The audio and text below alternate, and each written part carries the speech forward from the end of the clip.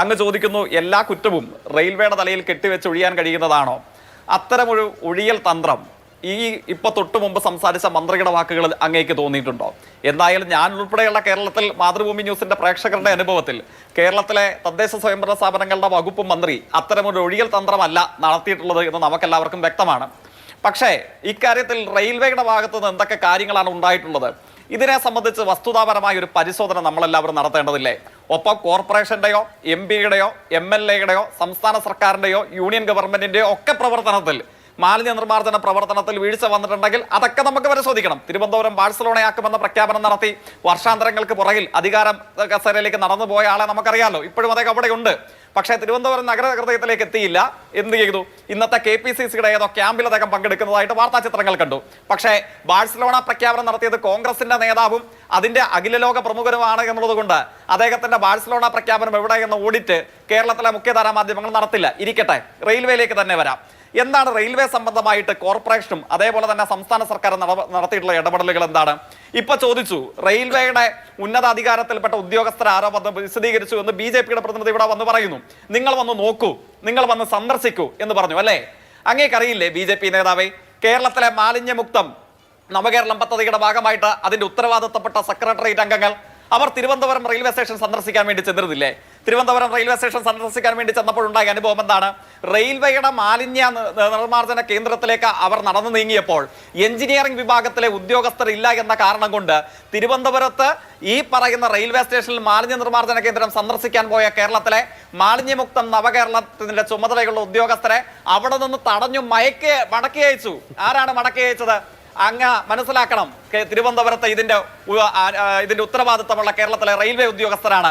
ഒരു സന്ദർശനത്തിന് പോലും സമ്മതിക്കാതെ മാലിന്യ നിർമ്മാർജ്ജനത്തെ സംബന്ധിച്ച് പരിശോധിക്കാൻ വന്ന ഉന്നതാധികാരമുള്ള ഉദ്യോഗസ്ഥരെ മടക്കി അയച്ചത് തിരുവനന്തപുരത്തെ റെയിൽവേ തന്നെയാണ്. എന്താണ് അതിനെക്കുറിച്ച് അങ്ങ് ശബ്ദിക്കാത്തത്? 2024 ജനുവരി മാസം 25-ാം തീയതിക്ക് പുറകിൽ ഇതേപോലെ തന്നെ നമ്മൾ റെയിൽവേ ഉന്നത ഉദ്യോഗസ്ഥരെ വിളിച്ചു ചേർത്ത് ഒരു സംയുക്ത യോഗം, എങ്ങനെ മാലിന്യ നിർമ്മാർജ്ജനം റെയിൽവേ അധീനതയിലുള്ള എന്നാൽ കോർപ്പറേഷന്റെ കീഴിൽ, വിശാലമായി പറഞ്ഞാൽ കോർപ്പറേഷന്റെ കീഴിലുള്ള സ്ഥലത്ത് എങ്ങനെ മാലിന്യ നിർമ്മാർജ്ജനം സമഗ്രമായി നടത്തണം. യോഗത്തിൽ പങ്കെടുത്ത ഉന്നത ഉദ്യോഗസ്ഥൻ പിന്നീട് ചർച്ചയ്ക്ക് വന്നോ? ഏതോ ജൂനിയർ ഉദ്യോഗസ്ഥരെയാണ് പിന്നീട് ചർച്ചയ്ക്ക് വിട്ടത്. അതിന് ശേഷമോ സന്ദർശനം നടത്താൻ ശ്രമിച്ച ഉദ്യോഗസ്ഥരെ മടക്കി അയക്കുന്നു.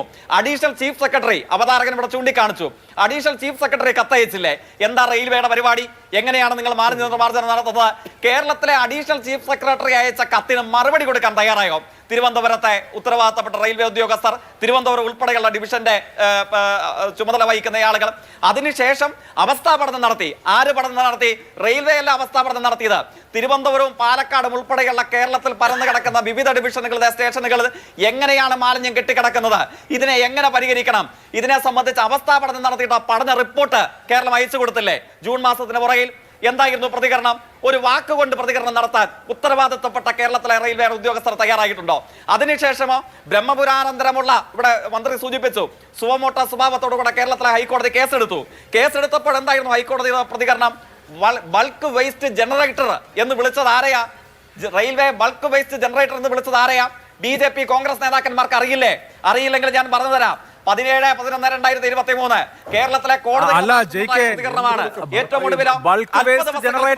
റെയിൽവേ എന്ന് കോടതി പരാമർശിച്ചിട്ടുണ്ട്. അതിപ്പോ നമുക്ക് അല്ലെങ്കിൽ തന്നെ അറിയാലോ. ഇപ്പോ ജയ്ക്ക് പറയുന്ന കാര്യം എന്താണ്? റെയിൽവേ ഒരുപാട് മാലിന്യത്തിന് ഉത്തരവാദിയാണ്. ശരി, തിരുവനന്തപുരത്ത് റെയിൽവേ സ്റ്റേഷനുണ്ട്, അവിടെ മാലിന്യമുണ്ട്.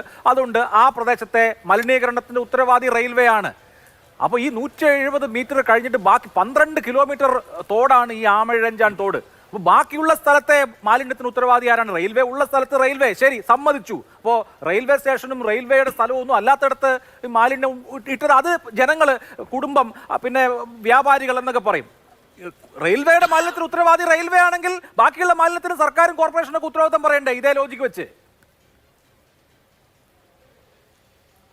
അല്ല, തീർച്ചയായിട്ടും ഞാൻ പറഞ്ഞല്ലോ, അത് മന്ത്രിയുടെ വാക്കുകളിൽ നിന്ന് തന്നെ വ്യക്തമല്ലേ? കേരളം സമ്പൂർണ്ണമായി മാലിന്യമുക്തമാക്കപ്പെട്ട ലോകത്തിലെ ഏറ്റവും മികച്ച നഗരമാണെന്ന അവകാശവാദം കേരളത്തിൽ ആരെങ്കിലും ഉന്നയിക്കുന്നുണ്ടോ? നമുക്ക് ആർക്കെങ്കിലും അതിനെ ഉന്നയിക്കാൻ കഴിയുന്നുണ്ടോ? കേരളത്തിൽ പരിമിതികളോടുകൂടെയെങ്കിലും ഗൗരവപൂർണ്ണമായ മാലിന്യ പ്രശ്നമുണ്ട്. പക്ഷേ ആ പ്രശ്നത്തെ അഭിസംബോധന ചെയ്യുന്നതിൽ അഭിനന്ദനാർഹമായ ശ്രമങ്ങളാണ് പ്രത്യേകിച്ച് 2023 മാർച്ചിന് ശേഷം ഈ കഴിഞ്ഞ ഒരു വർഷക്കാലത്തിനിടയിൽ കേരളത്തിലെ സംസ്ഥാന സർക്കാരും വിവിധ സർക്കാരുകളുടെ വിവിധ പാർട്ടികളുടെ നിയന്ത്രണത്തിൽ പ്രവർത്തിക്കുന്ന കേരളത്തിലെ പ്രാദേശിക സർക്കാരുകൾ, സ്ഥാപനങ്ങൾ, വിവിധ ക്ലീൻ കേരള കമ്പനി ഉൾപ്പെടെയുള്ള അത് മുതൽ തുടങ്ങുന്ന കേരളത്തിലെ സ്വകാര്യ ഏജൻസികൾ ഇവരൊക്കെ വഹിച്ചിട്ടുള്ളത് ശ്രദ്ധേയമായ പങ്കാണ്. കേരളത്തിലെ ഹൈക്കോടതി എത്രയോ തവണ അഭിനന്ദിച്ചിട്ടുണ്ട്. ബ്രഹ്മപുരത്തിന് ശേഷം സ്വമേധയാ കേസെടുത്ത ഹൈക്കോടതി എത്രയോ തവണ. ശരി, നമുക്ക് ഹൈക്കോടതി പരാമർശങ്ങളിലേക്ക് വരാം.